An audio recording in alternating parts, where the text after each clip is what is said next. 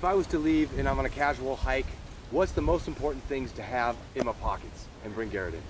Okay, well, you know, if you're out on a hike and things to have in your pocket, and I'm a big one on having stuff in your pocket to survive on. You can have a little pocket knife for slivers and stickers and things like that, and but you need to have a big pocket knife that's 4.5, 5 inches long, like the old buck knives. I think it was a 110.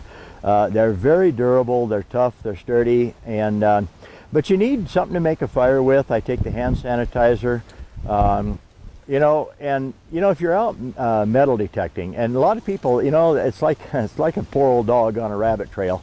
You know, they get a wind of that rabbit and off they go.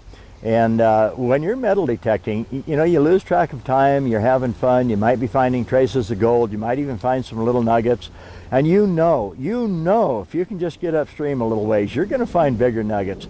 I believe in Australia a few years ago, the biggest nugget ever found was 16 pounds. Okay, that's big. That is so huge. It's got to be worth a couple $1 million, because it's not a pile of gold. It's not coins. It's not a bunch of nuggets. It's one nugget. It weighs 16 pounds. It was big. You know, Garrett happens to be some folks that I kind of know, and I actually was down in Six Flags, Texas, and I ran into a guy, John, who is the videographer for Garrett. And we were talking, but anyway, he noticed the hat, and I got the hat. I tell him I come by it honestly, and how's that? Well, I drove from Cheyenne, Wyoming, all the way to Kennewick, Washington, to go to a metal detector hunt, just so I could be involved and watch and look. And I bought a metal detector, and it wasn't a Garrett, but it's probably going to be one of these days.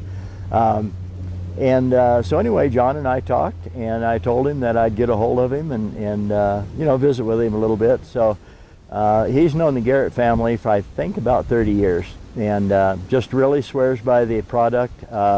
If you've been through an airport, you've been through a Garrett metal detector.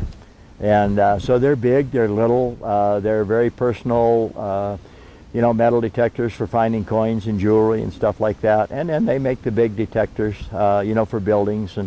So I would suggest that you look up Garrett. I think they're a good product. A lot of the people that I know at the hunt out in Kennewick were using Garrett machines that were 20 years old. They looked very, very unsophisticated. They looked very old. They were a little on the bulky side.